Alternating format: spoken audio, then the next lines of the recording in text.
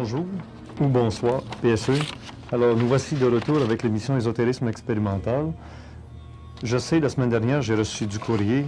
D'abord, je dois vous souligner que ça me fait vraiment bien plaisir de recevoir beaucoup de courriers. On est rendu à recevoir environ 40 lettres par jour pour une émission communautaire sur le câble. C'est impressionnant comme réponse du public, ce qui laisse entendre évidemment que vous êtes très nombreux maintenant à suivre l'émission. Peut-être 200 000 personnes. Bien, que ce soit mal, que ce soit vrai ou que ce soit faux, vous allez en entendre parler. Un homme averti en vaut deux. Le passé se tient garant de l'avenir. Et je pense que l'époque du Moyen Âge, de l'obscurantisme, est terminée. Si on utilise maintenant les médias électroniques, où je rentre chez vous, dans votre salon, je me sens très à l'aise chez vous, tout en étant ici, c'est parce que, justement, je sens que ceux qui écoutent l'émission font par eux-mêmes la part des choses. On n'est pas ici pour vous dire achetez tel produit parce que c'est le meilleur, le seul qu'il vous faut pour votre bonheur. C'est pas vrai. Le seul produit qu'il vous faut pour votre bonheur, c'est vous-même qui allez le trouver. On vous donne des informations, prenez-les, faites-en ce que vous voulez. Pour le reste, c'est votre problème. Aujourd'hui, bien justement, je vais vous présenter un cas. Un cas que je vais essayer d'aborder et de vous présenter avec le plus de franchise, le plus d'honnêteté possible, mais en gardant toujours la distance avec... C'est à vous de décider si ce cas-là mérite de le garder dans ce qu'on pourrait dire la vérité. Eh bien, je vais parler d'un cas de contacter. Il y a beaucoup de gens qui m'écrivent pour me dire « Oui, mais est-ce qu'on a des preuves que les extraterrestres rencontrent des êtres humains, mais des preuves plus que des traces sur le sol, plus que des gens qui disent avoir des contacts psychiques. » On a quelques cas sur le monde. On a le cas Betty Barney, je vous en ai parlé la semaine dernière. On a eu le cas Georges Adamski qu'on considère vraiment valable. Malheureusement, Georges Adamski est décédé. Betty Barney est décédée. Betty Hill nous attend aux États-Unis depuis déjà à peu près 1 an. On a un rendez-vous avec elle, mais elle ne parle qu'anglais. Alors que maintenant, aujourd'hui, en studio, nous avons un cas d'un contacté français qui a lui aussi eu des preuves à apporter, des preuves sur le plan scientifique. C'est un point qu'on ne doit pas laisser tomber, évidemment. Alors, j'ai parlé de M. Jean Miguel. Jean Miguel, bonjour. Bonjour, Richard Glenn. Ou peut-être bonsoir. Oui, suivant l'heure à laquelle les téléspectateurs regardent l'émission, bien sûr. Exactement, c'est ça. Alors, je ne sais pas si la présentation que j'ai faite de l'ensemble du phénomène ufologique et des contactés en particulier correspond à votre façon de penser. Oui, je dois ajouter quelque chose là-dessus. Je rejoins absolument votre vision des choses lorsque vous avez dit que le passé se porte garant de l'avenir. C'est rigoureusement exact en ce sens que dans le monde, que ce soit au Canada, aux États-Unis, en France ou ailleurs, nous avons de temps à autre, de temps en temps, nous avons des cas de contactés. Des cas de personnes qui se disent avoir été en contact physique avec les extraterrestres. Parfois c'est vrai, heureusement, d'autres fois c'est faux. Et là où je rejoins justement votre point de vue sur le passé qui se porte garant de l'avenir, c'est que lorsqu'il y a fausseté dans l'information, lorsqu'une affaire a été montée de toutes pièces, et ça existe, hélas, eh bien cette affaire de contact tient 1 semaine, elle tient 1 mois, elle tient peut-être 1 an lorsque les gens sont de véritables menteurs professionnels, lorsqu'ils réussissent à tenir les gens en haleine, ça tient peut-être 1 an, mais ça ne tient jamais au-delà. Or, en ce qui me concerne, je ne voudrais pas tirer la couverture à moi, dire pour moi c'est vrai, pour les autres c'est faux, ça n'est pas cela. Je ferai simplement remarquer, vous faire remarquer à vous, journalistes, et également aux téléspectateurs, que le cas Jean Miguel tient tout de même depuis 12 ans. Et dans tous les milieux que j'ai eu l'occasion de côtoyer, milieux scientifiques et autres, eh bien, les gens sont unanimes à comparer le cas Jean Miguel au cas Adamski, car en fait, le cas Jean Miguel tient depuis 12 ans. Si ça avait été une supercherie, il aurait déjà chuté depuis bien longtemps. Il y a peut-être des gens qui pourraient dire comment se fait-il qu'on connaît le cas Adamski ou Betty Barney, mais très peu le cas Jean Miguel. Mais je dirais à cela que le cas Georges Adamski aussi a pris des années avant d'être reconnu mondialement. Ça fait 12 ans. Le cas de Georges Adamski remonte à 1950-1949. Alors, figurez-vous, donnons-lui encore quelques années et je pense bien que tout le monde saura exactement qui est Jean Miguel et en quoi consiste ce fameux cas de contacté. Oui, et puis il faut bien dire aussi qu'en France, les Français sont beaucoup moins avertis sur la question des UFO, des ovnis, prennent cela beaucoup moins au sérieux qu'ailleurs peut-être. Et puis, il y a aussi autre chose, c'est que je suis vivant. Et chez nous en France, les gens ont une certaines valeurs ou une valeur certaine qu'à titre posthume. Lorsqu'ils sont morts, on pense à eux. Ouais. Et comme disait l'autre, on n'est jamais prophète en son propre pays. On n'est jamais prophète dans son pays. C'est ça. Et les Français n'ont pas le même sens de glamorous que les Américains. Adamski vivait aux États-Unis, Betty Barnhill vivait aux États-Unis. Et quand on vit dans l'état du show-off, du biggest in the world, évidemment, c'est pas pareil. En passant, vous avez... Il faut dire aussi que j'ai quand même eu audience en France. Je n'ai pas à me plaindre de ce côté-là. J'ai obtenu une très grande audience en France. Pendant qu'on parle des contactés, je passe l'occasion de voir quelques titres de livres qui mentionnent des cas de gens qui ont rencontré des extraterrestres. Il y en a plusieurs. Il y a un livre ici qui vient de paraître, quelque temps déjà, écrit par René Paco. Et celui-ci s'intitule évidemment « Ils ont rencontré des extraterrestres ». Alors ce livre ici fait partie de la collection Connaissance de l'étrange aux éditions Alain Lefebvre. C'est cela, mais je souligne tout de même que René Paco n'a jamais prétendu, lui, avoir vu qui que ce soit. Il raconte simplement, et très honnêtement, les histoires des contactés qu'il a rencontrés lui-même. On voit à l'intérieur les gens qui donnent leur nom, etc., et on voit même leurs photographies. Ça rejoint quand même beaucoup de gens, le phénomène extraterrestre. Un autre ici, c'est l'histoire de Pierre Monet, encore une fois aux éditions Alain Lefebvre. Alors, Pierre Monet, c'est « Les extraterrestres m'ont dit ». Encore une fois, vous direz, il y en a beaucoup comme ça qui racontent des contacts. Très peu ont des preuves aussi intéressantes que celle du cas de Jean Miguel. Ça, c'était en France, et il y en a un autre ici, qu'on pourrait mentionner avant de terminer, encore chez Alain Lefebvre, « Les apparitions d'humanoïdes ». Alors, 202 rencontres du troisième type, 26 portraits robots d'êtres extraterrestres vus par des témoins. Et ici, au Québec, on a un auteur du Québec, Yorko Bondarchuk, qui a écrit un livre qui s'intitule « OVNI », dans lequel vous allez encore trouver beaucoup de témoignages de cas de contactés, et plus intéressant encore peut-être, c'est ceux du Québec qu'on retrouve dans ce cas-là. Et je ne peux pas passer sous silence un autre livre de cas de contactés ici au Québec. C'est un de mes amis personnels, c'est Jean Fergusson qui l'a écrit et qui s'intitule « Les humanoïdes, les cerveaux qui dirigent les soucoupes volantes ». Et dans ce livre, ce qui est très intéressant, évidemment, c'est que ça relate les principaux cas de contact ici dans la province de Québec. Celui-ci, bien évidemment, je vous le conseille plus spécialement, puisque pour nous, les gens qui suivent l'émission, c'est des gens de par chez nous. Vous allez retrouver des noms, des rues, des villes du Québec. Pour les gens qui pensent que c'est pas vrai, le phénomène extraterrestre, évidemment qu'on vient de faire tout un grand pas. J'ai en face de moi un type qui a été contacté. Je vais vous raconter en gros et très rapidement à l'aide de quelques diapositives un petit peu l'aventure Jean Miguel au Québec la dernière fois qu'il est venu, mais ça nous permettra par la suite d'aller à l'intérieur même de l'histoire du contact de Jean Miguel. Alors on regarde quelques-unes de ces diapos où Jean Miguel est venu en quelle année déjà? En 1978. Pour une semaine seulement? Une semaine seulement, au mois de juin 1978. Vous étiez invité par le docteur... J'avais été invité à l'époque par le professeur Pajot, Jean-Paul Pajot, de Plessisville. Pour donner une conférence à des étudiants? Pour donner une conférence aux anciens élèves à la polyvalente de Plessisville. C'était bien sûr le départ de toute une aventure, une semaine un peu spéciale que Miguel devait passer ici à travers tous les postes de radio ou de télévision. On le voit ici en réunion un petit peu plus intime, c'était chez moi, ou devant des invités un peu spéciaux, et on reviendra sur ce sujet-là un peu plus tard dans l'émission aujourd'hui.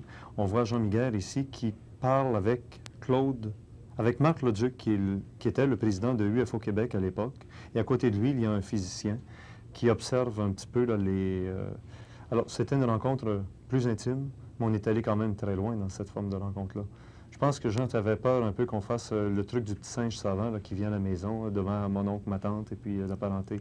Mais est-ce que vous avez souvent l'occasion dans vos voyages de rencontrer des groupements de gens qui ont des raisons autres que le côté sensationnel? Mais je veux dire, moi, des spécialistes. Oui, absolument.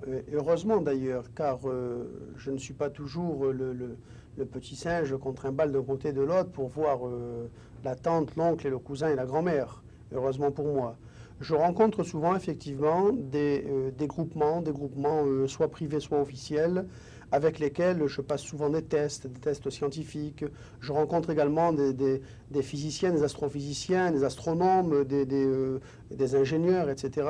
Et nous avons souvent des petites réunions très intéressantes.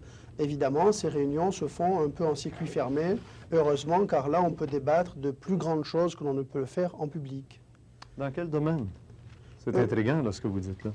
C'est intriguant en ce sens que il y a parfois des gens, et même les gens qui sont là pour passer leurs tests sur ma personne, etc., sont des gens beaucoup plus avertis, sont des professionnels de la question, qu'ils soient physiciens, qu'ils soient astrophysiciens, qu'ils soient ingénieurs, etc.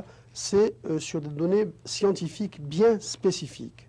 Et là, c'est très intéressant en ce sens que des choses se font jour et on arrive à trouver beaucoup plus d'explications sur le cas Jean Muguer.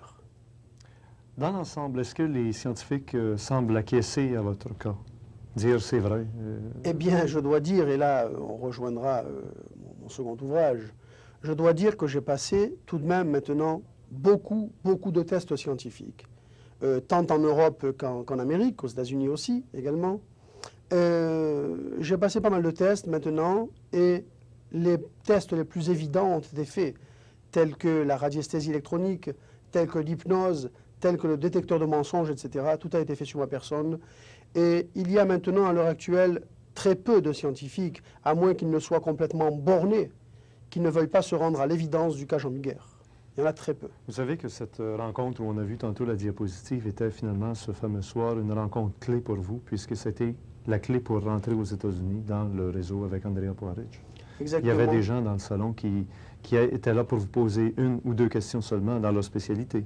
Exactement, je me souviens fort bien, mon cher Richard Glenn, je me souviens fort bien à l'époque combien vous-même, en tant que journaliste et spécialiste de la question ésotérique et phénomène ovni, etc., m'avez épluché sous toutes les coutures pour savoir d'abord, dans un premier temps, si oui ou non, vous pouviez m'adresser au professeur Andrea Puaric.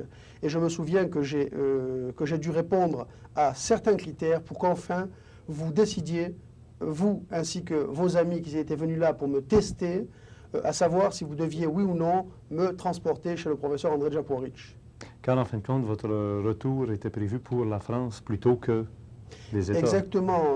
Mon retour était prévu sur la France plutôt que sur les États-Unis. Et c'est un voyage pratiquement un voyage surprise que j'ai fait là. Un voyage éclair, car en fait, je m'attendais à rentrer en France. Et avec les tests, entre guillemets, qui m'ont été passés, auxquels j'étais soumis psychologiquement par vous ainsi que par vos amis, vous avez décidé de me faire rencontrer le professeur Puaric. Et je suis très heureux, de toute façon, d'avoir emporté votre sélection. Ah oui. Haut la main d'ailleurs, puisque je pense qu'on avait dans le salon des spécialistes, un, entre autres, vous a demandé, vous a parlé d'une clé en 4 étapes. Oui. On vous a parlé aussi de stigmates. Et à tous ces niveaux-là, vous étiez capable de porter les réponses? Eh bien, j'étais capable de porter les réponses. À l'époque, j'étais capable de porter des réponses. Des réponses qui étaient celles de Jean Muguer, c'est-à-dire celles de moi-même. Or, il se trouve maintenant que je suis capable d'aller, et je dis je suis capable, sans aucune forfanterie, sans vouloir me flatter, me vanter. Pas de l'orgueil, là, c'est ça n'est pas de l'orgueil, absolument pas. Je suis capable maintenant d'aller au-delà de ce que je vous disais en 78. Déjà, en 78, j'étais capable, moi, en tant que contacté, en tant que Jean Muguer, de répondre à certaines de vos questions, fussent-elles scientifiques. Maintenant, je puis aller au-delà de toutes ces questions, je puis aller encore loin, bien plus loin, car en fait, il s'est produit une chose d'extraordinaire pour moi, depuis 1978, où j'étais au Québec, et aujourd'hui en 1981. Il s'est produit de très grandes choses, en ce sens que on m'a mis sous hypnose, et que sous hypnose, j'ai révélé des choses encore plus extraordinaires, beaucoup plus incroyables qu'à l'état conscient, beaucoup plus sensationnelles. Et le phénomène, c'est que lorsque j'ai écouté la bande magnétique de l'hypnose, j'en croyais pas mes oreilles moi-même, d'abord dans un premier temps. Puis je l'ai écouté et réécouté, et cela a déclenché une chose étrange chez moi. C'est-à-dire que tout ce qui était ancré dans mon subconscient est remonté peu à peu en surface jusqu'à mon conscient. Ainsi, non seulement je reçois toujours des extraterrestres avec lesquels je suis en contact, des messages télépathiques, mais c'est qu'encore mieux, j'ai maintenant je dirais des flashs, des visions télépathiques. Car en fait, dans mon cerveau, comme si passait un film, je vois des scènes, je vois des gens, je vois des paysages, je vois des choses qui n'existent pas sur la planète Terre. Et partant de là, je sais donc désormais que je suis en étroite relation et même plus encore, mais je ne voudrais pas trop en parler là maintenant, peut-être ça choquerait les gens, je crois, avec l'entité Strobe. L'entité Strobe qui est un extraterrestre. Et l'hypnose révèle des choses plus sensationnelles que j'ai révélées moi et que j'ai racontées dans mon premier ouvrage. C'est ça. Dans votre premier ouvrage, on retrouve finalement le contenu de cette séance d'hypnose où vous avez... Dans mon second ouvrage. Dans votre second ouvrage? Dans mon second ouvrage, il y a le contenu de la séance d'hypnose. Au complet? Au complet, absolument au complet. Tout a été mentionné là-dessus. J'ai recopié textuellement la bande magnétique de l'hypnose, sans enlever quoi que ce soit et sans rajouter rien d'autre. Je crois d'abord que pour situer les extraterrestres, il faudrait dire que la Terre est visitée de plus en plus près et de plus en plus souvent, jusqu'à la phase 3, qui ne va pas tellement tarder, parce que la Terre est devenue un véritable danger dans l'univers. Je dis bien un danger. Et nous mettons donc ici sur Terre les extraterrestres en péril et la paix universelle et l'équilibre universel en péril. Alors évidemment, certains penseront que comment des terriens, des pauvres petits terriens que nous sommes, peuvent mettre en péril les extraterrestres. C'est pas possible, eux qui sont si plus intelligents, plus forts, plus évolués, etc. Eh bien non, chers amis, vous vous trompez. Car en fait, s'il y a des extraterrestres infiniment plus évolués technologiquement parlant que les terriens, ceux qui peuvent nous rendre visite, ceux qui appartiennent donc à la Confédération intergalactique. C'est vrai, ils sont beaucoup plus évolués. Mais il y a d'autres extraterrestres dans l'univers qui ne sont pas plus évolués que les terriens, qui en sont à peu près au même stade que les terriens. Et il y a encore d'autres races extraterrestres dans l'univers qui ne sont même pas encore arrivés à l'âge de Cro-Magnon des terriens. Donc bien moins évolués, infiniment moins évolués que les terriens. Il existe donc plusieurs races d'extraterrestres. Et la Confédération est chargée de maintenir la paix dans tout cet univers. Alors pourquoi s'intéresse-t-elle à la planète Terre? Eh bien, ce n'est pas du tout pour descendre, nous dire aimez-vous les uns dans les autres, les uns les autres, pardon. Ce n'est pas du tout cela. Mais c'est tout simplement pour se protéger et pour nous protéger, afin de maintenir cet équilibre dans l'univers. Pourquoi sommes-nous un danger? Eh bien, tout simplement parce que, à chaque fois que l'homme, et là ça rejoint la phase 1, qui a été la phase de surveillance de la Terre, à chaque fois que l'homme a fait de grandes découvertes, il les a toujours utilisées à des fins guerrières, à des fins négatives, à des fins destructrices. Et ça, nul ne peut le nier dans cette salle. Et avant de nous quitter, chers amis, je voudrais tout de même vous lancer un grand message de paix. Strobe vous le lance. Strobe m'autorise à vous le lancer. Si l'un de vos chefs d'État dans le monde était assez fou pour appuyer sur ce que vous appelez le presse-bouton, pour déclencher une guerre nucléaire, déclencher une troisième guerre mondiale qui sera une guerre nucléaire, à la seconde même où ce chef d'État aura appuyé sur ce bouton pour déclencher ces ogives nucléaires, il y aura intervention immédiate à la seconde même dans le monde entier de la Confédération intergalactique. Car jamais les forces universelles ne vous laisseraient faire cette folie. Soyez tranquilles et partez en paix. Il y aura encore des petites guerres un peu partout dans le monde. Il y en aura. On ira faire joujou avec des chars d'assaut, avec des tanks, avec des canons. C'est déjà assez meurtrier comme cela. Mais ce seront toujours des guerres conventionnelles, avec des fusils. Mais dès que l'homme voudra employer les moyens nucléaires, je vous assure que Strobe interviendra immédiatement.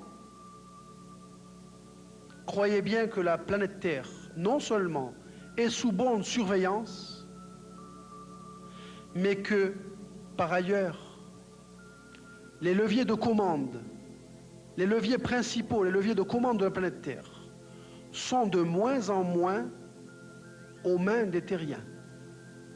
je dis bien de moins en moins aux mains des terriens. Qu'un chef d'État essaye d'appuyer sur le bouton et vous verrez dans la seconde qui suivrait ce qui pourrait se passer. Partez donc en paix, il n'y aura pas de guerre nucléaire, il n'y aura pas de troisième guerre mondiale nucléaire. Soyez tranquilles et merci de votre attention. Merci à tous et bonsoir. En ce sens que c'est monté jusqu'à la présidence de la République. Il faut admettre une chose, c'est qu'il reste très peu de cas de contactés qui parlent au grand jour, ou alors ceux qui ont été reconnus très officiellement, comme vous disiez tantôt, sont décédés. Oui, et j'ai le bonheur donc encore d'être vivant. J'ai le bonheur, je ne sais pas si c'est le bonheur d'être vivant, mais j'ai le bonheur d'être vivant en tant que contacté, en tout cas, sinon du moins en tant que contacté. Et donc j'ai le bonheur de mon vivant apporter des preuves scientifiques au public. Et ça, je crois que c'est très important. Il y a dans le cas Jean Miguer des preuves irréfutables, et irréfutées d'ailleurs, car en fait, il y a aussi des preuves d'astrophysique. Et ces preuves d'astrophysique ont été découvertes, et personne ne peut nier l'évidence. Et en passant, vous n'avez aucune formation d'astrophysique? Ni formation d'astrophysique, ni d'autres formations d'ailleurs, car en fait... Ni même amateur? Ni amateur, ni rien du tout, non. Ça. Je ne me suis jamais intéressé à l'astrophysique, pour la raison bien simple que j'aurais été parfaitement incapable de m'y intéresser. Je n'ai pas une formation qui me permette de m'intéresser à ce genre de choses, auxquelles je ne comprends rien. Alors, quelles sont ces deux preuves? Eh bien, tout d'abord, au cours d'un contact en 1973, car des contacts j'en ai conservé, j'en ai gardé, j'ai des contacts avec les extraterrestres, et en 1973, j'annonçais à la presse internationale, premièrement, deux choses bien distinctes l'une de l'autre. Premièrement, j'annonçais que les extraterrestres ont une base militaire avancée dans notre propre système solaire. Je donnais tous les détails sur cette base, c'est-à-dire détails à savoir où elle se trouve, de quelle grandeur elle est, comment elle navigue dans l'espace, etc. J'ai également dit que cette base est un astéroïde artificiel et non pas naturel. J'ai donc donné un tas de détails là-dessus. Et j'annonçais également à la presse internationale... À quel endroit est-il, cet astéroïde? Comment? À quel endroit est-il? Eh bien, j'ai dit que l'astéroïde est un astéroïde de petite dimension, qui gravite en dehors des ceintures d'astéroïdes habituelles, et qui gravite entre deux planètes de notre système solaire, qui sont les planètes Terre et planète Vénus. J'ai également dit une seconde chose que j'avais appris, c'est que notre système solaire ne comporte pas 9 planètes principales, mais 10 planètes principales. Et j'ai annoncé que la 10e planète principale serait incessamment découverte par les terriens. À l'époque, bien sûr, ça a été relaté dans la presse, la radio, la télévision, et cela a réussi à provoquer, je veux dire, un véritable tollé, un tollé général chez les scientifiques et surtout chez les astrophysiciens, qui se sont dit, voilà, maintenant Miguer, qui ne parle plus seulement de la médecine, mais maintenant de l'astrophysique aussi. Et donc ça a soulevé un tollé général, et les astrophysiciens m'ont invité de donner une conférence devant eux pour leur expliquer toutes ces choses. J'ai relevé le défi, j'ai donné une conférence devant 300 cerveaux de la nation. Il n'y avait là que des astrophysiciens, des physiciens, des mathématiciens, des astronomes, des ingénieurs, etc. Et ils se sont bien moqués de moi à l'époque, ils ont bien ri en me disant que c'était toute la foutaise et que tout cela n'existait pas. Si ça existait, ils l'auraient découvert depuis longtemps. Et puis ils ont cherché, je ne sais pas s'ils ont cherché ou si c'est le hasard, entre guillemets, qui leur a fait découvrir, mais bien plus tard, et ça a été relaté également par la presse internationale, d'une part, on retrouvait l'astéroïde entre la Terre et Vénus avec toutes les données que j'avais précisées à l'époque, et d'autre part, on découvrait également la 10e planète. Et c'est allé jusqu'aux oreilles d'un astrophysicien québécois qui s'appelle Roger Gagnon, que j'ai reçu dans les débuts de cette série d'ésotérisme expérimental. On va écouter l'opinion d'un astrophysicien du Québec sur les deux preuves d'astrophysique données par Jean Miguer, contacté français. On écoute Roger Gagnon. Assez intéressant, et j'ai beaucoup lu sur les ovnis. Je m'intéressais surtout, je faisais comme si c'était vraiment des appareils de propulsion, des véhicules, et je m'intéressais à savoir comment ils fonctionnaient, si c'était une sorte d'énergie qu'on pourrait peut-être un jour utiliser.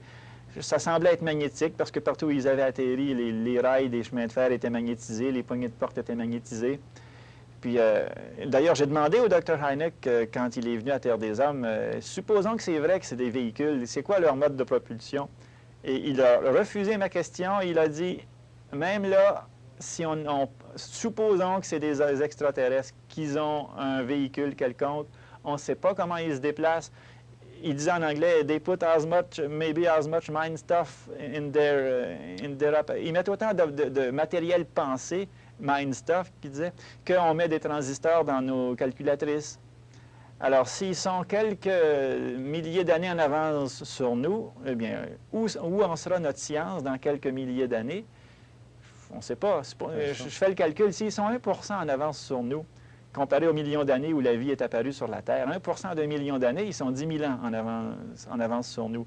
Et l'univers existe à peu près depuis 15 milliards d'années. S'ils sont 1% en avance sur nous par rapport à l'âge de l'univers, bien, 1% de 15 milliards d'années, c'est 150 millions d'années. Où est-ce qu'on va être dans 150 millions? Il y a 150 millions d'années, c'était les dinosaures qui étaient sur la Terre. C'est peut-être tout ça qui vous fait dire, vous-même, en tant que formation très scientifique, qu'il y a encore des possibilités réelles, plus que des possibilités. Dès qu'on parle d'une autre civilisation extra-système solaire, on ne sait pas où ils en sont. Il y a tout ce qui est possible. Oui. On sait très bien que notre science avance tellement vite. On voit actuellement là, sur notre écran de télévision ici là, un autre cas. Puis ça, je vais vous en parler rapidement. Là. Il s'agit d'un cas français, c'est Jean Miguel, qui lui a prétendu, ou dit toujours, avoir eu un contact avec des extraterrestres, qui lui ont révélé deux choses, puis ça va vous toucher une des deux de très près. Qu'il y a une 10e planète dans le système solaire. Et oui? La 10e planète du système solaire, il nous dit, c'est Cowell qui l'a découvert. L'objet qui a été découvert par Cowell. Par Cowell. Vous savez de quoi il s'agit? Oui. C'est un gros astéroïde qui n'est pas à l'endroit où on devrait trouver un astéroïde. Mais les astéroïdes sont tellement variés, tellement nombreux. On en connaît à peu près 3 ou 4 000, je crois. Est-il au-delà de Pluton? Il n'est pas au-delà de Pluton. Il est entre Saturne et Uranus, je crois. Et c'est loin d'être une planète. C'est un astéroïde qui est drôlement placé. Il y a beaucoup d'astéroïdes qui ont des orbites curieuses. Alors lui, il a une orbite encore plus curieuse. Puis, ça a été... Cowell, il semble avoir le sens de la publicité. Il a dit qu'il avait découvert une 10e planète, mais quand on voit sa grosseur, c'est un astéroïde. C'est ça, oui. C'est un peu plus petit même que la Lune. Oui, lui est plus petit que la Lune. Ah, oui, oui. Ah bon? Alors, il ne serait même pas visible dans un télescope d'amateur. Du moins, je ne crois pas. Sa magnitude doit être très faible.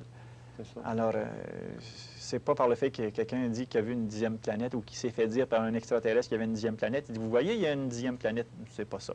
Ouais, pas du que tout, là, on découvre, on dit un jour que c'est peut-être une planète, mais dans le fond, c'est trop petit pour en être. Si on dit que c'est une planète, il y a des astéroïdes qui sont des planètes, alors il y aurait une centaine de planètes dans le système solaire. Et ça dépend la couche d'astéroïdes est remplie de ça. Elle fait une orbite de planète. Elle occupe l'orbite où il devrait y avoir une planète. Alors, on dit que tous les astéroïdes ensemble semblent être peut-être les débris d'une planète qui a explosé. Mais la somme de toutes les masses de ces astéroïdes ne nous donnerait même pas un dixième de la masse de la Terre. Même pas la masse de la Lune, peut-être. Alors, ils sont vraiment petits. Alors qu'on ne vienne pas dire que c'est ça. Il y a une autre révélation qui avait été faite à Jean Miguel, qu'on voit toujours, qui est l'astéroïde qui se déplace en dehors de tout circuit d'astéroïdes entre la Terre et Vénus. Il semblerait très gros, qui a été observé pendant un certain temps. Il y a un astéroïde, je crois, qui est entièrement à l'intérieur de l'orbite de la Terre. Alors, qui a une orbite plus petite que l'orbite de la Terre. Je ne me souviens plus son nom, mais très gros, quelques dizaines de kilomètres de large. Et qui se déplacerait de façon anormale. Anormale? Ouais. Ah, il a une orbite qui n'est pas dans le plan du système solaire, mais ça, c'est courant pour les astéroïdes. C'est courant pour les astéroïdes d'avoir des orbites un petit peu obliques par rapport au système solaire. Eh bien, ma réaction est très bonne. J'ai noté 2 ou 3 choses très intéressantes. En ce sens que l'astrophysicien vient de nous dire, et nous l'avons vu et entendu, que ses confrères, et entre autres Cowell, a découvert quelque chose d'étrange, quelque chose qui n'avait rien à faire entre Saturne et Uranus. Bon. Cette chose, il l'appelle un astéroïde.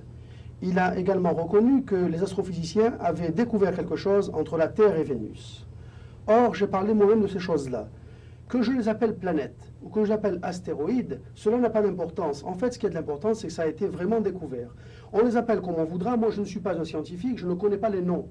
Je me suis exprimé comme je pouvais m'exprimer. Maintenant qu'ils disent qu'entre Saturne et Uranus, ça n'est pas une 10e planète, mais c'est un astéroïde, je veux bien accepter le terme d'astéroïde. Je ne suis pas qualifié pour dire si oui ou non. Ce qui est important, c'est qu'on les a découverts. Enfin, j'ai également écouté avec beaucoup d'attention cet astrophysicien qui a dit que j'avais repris, pour mon propre compte, peut-être entre guillemets pour ma publicité personnelle, cette découverte qui avait été faite par Charles Cowell. Eh bien, je ferai remarquer simplement aux téléspectateurs, et je leur expliquerai dans mes conférences avec toutes les preuves à l'appui, que j'ai parlé de ces choses-là 4 ans avant qu'elles ne soient découvertes. Donc je n'ai pas repris une information pour mon compte, mais au contraire, c'est moi qui ai donné ces informations aux astrophysiciens 4 ans avant qu'ils ne les découvrent. Mais vous comprenez bien qu'il faut d'abord qu'eux vérifient la chose. Absolument.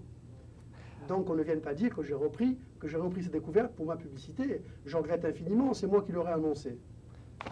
On continue avec quelques diapositives rapidement pour voir un peu tout l'événement de Jean Miguel qui s'était terminé finalement à New York, où je vous avais conduit entre les mains de Andrea Poaric, qui est lui-même un savant qui est en rapport avec les cas intéressants de parapsychologie comme celui de Yuri Geller. On vous voit ici sur le haut des Twin Towers, les tours jumelles de New York, où avec une petite caméra Super 8 sonore, vous aviez expliqué un peu qu'à New York, vous aviez vu la fameuse Statue de la Liberté, très petite, mais pourtant elle signifie tant cette liberté, que d'ailleurs la Statue de la Liberté a été un cadeau donné par la France aux Américains. Et voici ce petit Jean Miguel à travers les grands édifices de New York. Ensuite, ce fut la course effrénée à travers les rues de New York pour se rendre au rendez-vous avec Andrea Poaric qu'on voit ici, et mon petit garçon qui est à côté, habillé en blanc, là, et une traductrice qui vous traduisait, elle, entre le français et l'anglais, hein, parce que Andrea Poaric, parle-t-il le français difficilement? Non, très difficilement. C'est ça. Juste bonjour, un truc comme ça, non. Oui. Et ce fut là que je vous ai laissé, finalement. Je pense qu'à la suite de ça, vous avez vécu quelque chose d'intéressant. Eh bien oui, à la suite de cela, j'ai fait beaucoup de chemin, en ce sens que les tests que j'ai passés avec Andrea Poaric m'ont tous été positifs, et que je suis revenu en France avec, entre guillemets, les honneurs américains, si je puis dire. Vous en avez parlé d'ailleurs dans votre second livre. J'en ai parlé, et puis enfin,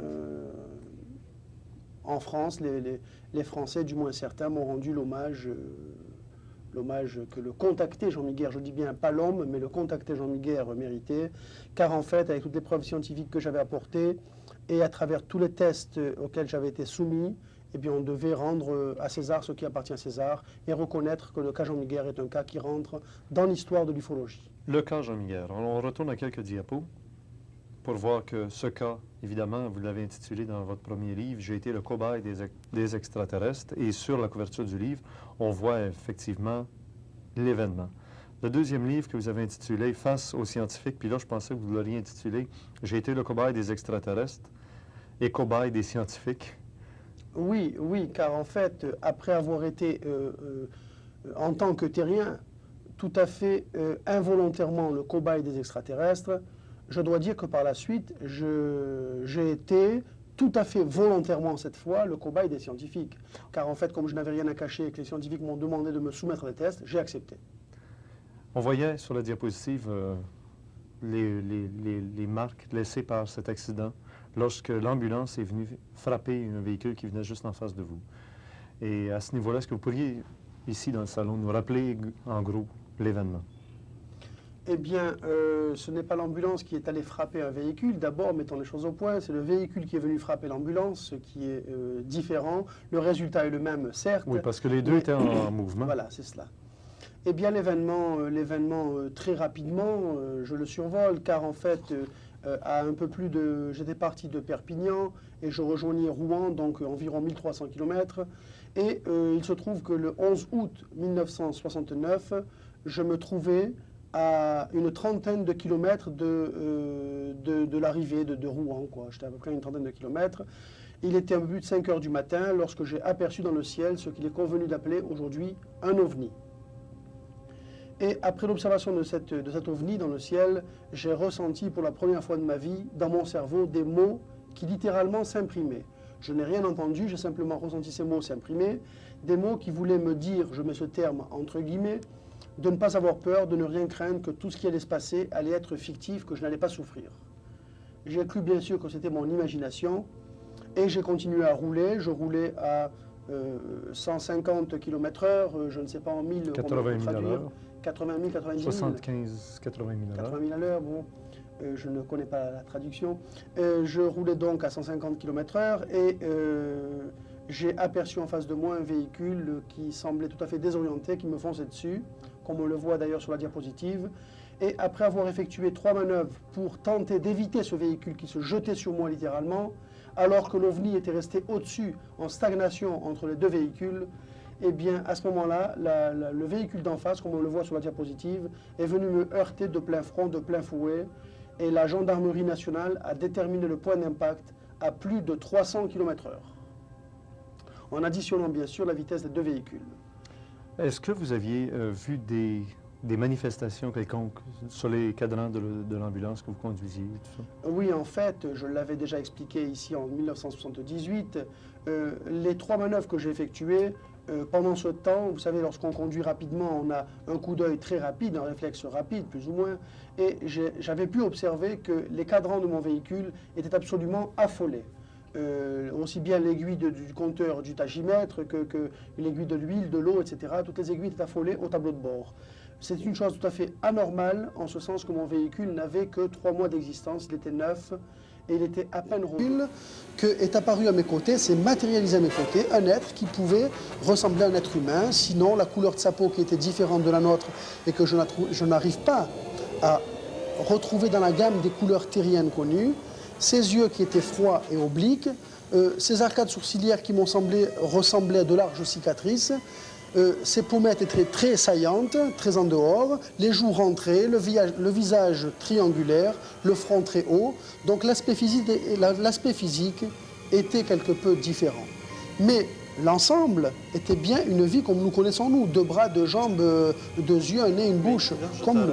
Parce que des gens vont dire probablement qu'avec un accident aussi terrible, tu étais déjà dans l'inconscient. Absolument pas. Je suis resté conscient. D'ailleurs, les journalistes l'ont bien mis dans le journal le lendemain, que durant les 3h20 de mon sauvetage, je suis resté affreusement conscient.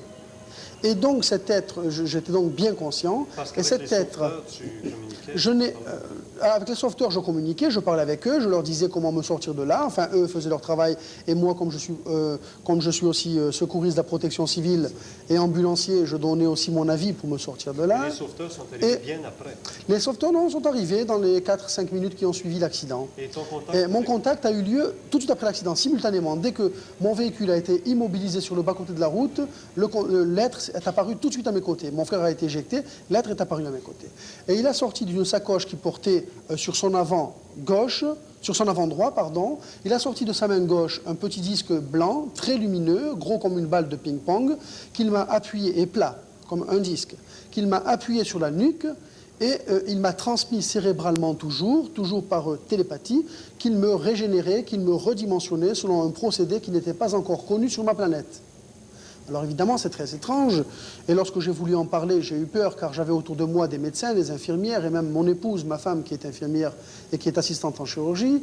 Et puis j'ai attendu, et le contact, 1 an après, s'est répété, sous la forme du petit disque lumineux qui est venu dans ma chambre, et qui donc m'a transmis certaines choses cérébralement. J'ai eu donc des questions, j'ai pu poser des questions, j'ai eu des réponses grâce à l'intermédiaire de ce petit disque lumineux, et c'est ainsi que s'était établi entre ce disque et moi-même un véritable dialogue. Et j'ai pu, par la suite, Dieu merci, apporter des preuves scientifiques, apporter des éléments de valeur scientifique, car d'une part, sur le plan médical, tous les médecins experts qu'on a pu convoquer, que la télévision française a pu convoquer pour se prononcer au nom du corps médical, n'a pas pu me démentir, n'a pas pu démontrer que j'étais vivant à cause de la science, d'une part. Donc c'était là déjà une preuve scientifique du côté médical. Et par la suite, j'ai pu aussi apporter des éléments d'appréciation, des preuves scientifiques, mais alors cette fois d'astrophysique. C'est beaucoup plus important. Mais quand tu fais ton propre diagnostic de la tête aux pieds, je pense que ta personne était complètement... Oui, je peux le faire brièvement si vous voulez. Eh bien, c'est simple, j'étais complètement broyé dans ce véhicule. J'ai eu, entre autres choses, j'ai eu le pied gauche, le scaphoïde, le pied gauche complètement broyé, raccourci de 2 cm sur sa longueur, et donc complètement broyé. J'ai eu le fémur... Bon, l'accident s'est produit, vous avez été brisé de partout, de toutes parts, les os cassés. Et j'ai répété à peu près à chaque émission que j'ai parlé du cas Jean-Miguel que vous étiez le type qui avait eu le foie éclaté, la rate éclatée, la vésicule biliaire éclatée. C'est cela. C'est bien cela. Entre autres choses, oui. Et il faut dire aussi qu'on a retrouvé 3 côtes arrière qui avaient perforé le poumon gauche, qui se baladaient dans le poumon gauche, donc 3 côtes brisées, et rentrées dans le poumon gauche. Et les médecins devant tout ça? Eh bien, comme c'est pas normal, vous êtes vivant. Au total, 18 interventions chirurgicales. J'ai été déclaré très officiellement par 3 fois de suite, à des époques successives, J'ai été déclaré 3 fois décédé, bien sûr, car j'ai présenté par 3 fois des décès cliniques. Au cours de mon second décès clinique, d'ailleurs, mon cerveau ne présentait plus aucun, sur l'électroencéphalogramme, était devenu plat. Il y a eu un arrêt cardiaque, le cœur s'est donc arrêté de battre et l'électrocardiogramme, le cardiodigite exactement, est devenu plat également. Et je suis resté comme cela pendant 4 à 5 minutes. Mais qu'est-ce que les médecins décédé, disent vraiment décédé. Mais qu'est-ce que les Eh médecins bien, les leur médecins, disent? cela dépasse leur entendement. D'ailleurs, lorsque... Un miracle de la Sainte Vierge? Eh bien, les médecins ne peuvent pas comprendre cela. D'ailleurs, j'ai été opposé à des médecins, ou des médecins ont été opposés à moi, en ce sens que un médecin expert a été demandé par la radio nationale en France, France Inter, et il a été interviewé au sujet du cas Jean Miguer, médicalement parlant. Et à la fin, alors qu'il était délégué par le corps médical français, à la fin, il a dit qu'il ne comprenait pas que le cas Jean Miguer ne relevait pas de la science terrienne et traditionnelle bien connue. Il leur restait Donc, deux possibilités. Il a capitulé devant l'événement. Ensuite, la télévision française, sur une de ses chaînes, car nous en avons 3 en France, la télévision française m'a demandé de venir à une émission où elle m'a opposé 5 médecins délégués par le corps médical. Et les 5 médecins n'ont pas pu trouver d'explication rationnelle et s'en sont remis au miracle. Au miracle, ben, Voilà. c'est ce que j'allais dire, c'est qu'il leur reste 2 possibilités. Ou c'est le miracle Voilà. divin, ou alors c'est c'est l'intervention des extraterrestres, comme vous le dites. Exactement. Et je pense que c'est peut-être plus palpable, plus proche aussi de la réalité, cette intervention des extraterrestres. Maintenant, Ils ont reconnu que je ne relevais pas d'une médecine terrienne et traditionnelle bien connue. D'ailleurs, je dois dire que physiologiquement parlant, je dis bien physiologiquement parlant, je suis différent du commun des mortels. Je suis différent, je ne réagis pas comme un autre terrien. parce que pour être encore vivant avec le foie éclaté, la rate éclatée, la vésicule biliaire éclatée, je pense que... Bien sûr, et non seulement cela, mais même dans d'autres circonstances, je ne réponds plus physiologiquement aux normes terriennes. Alors, mesdames, mesdemoiselles, messieurs, c'est un rendez-vous toutes les semaines. Soyez là, nous y sommes, évidemment, avec Ésotérisme expérimental. Merci, Jean-Miguel. Merci, Michel. Mm-hmm.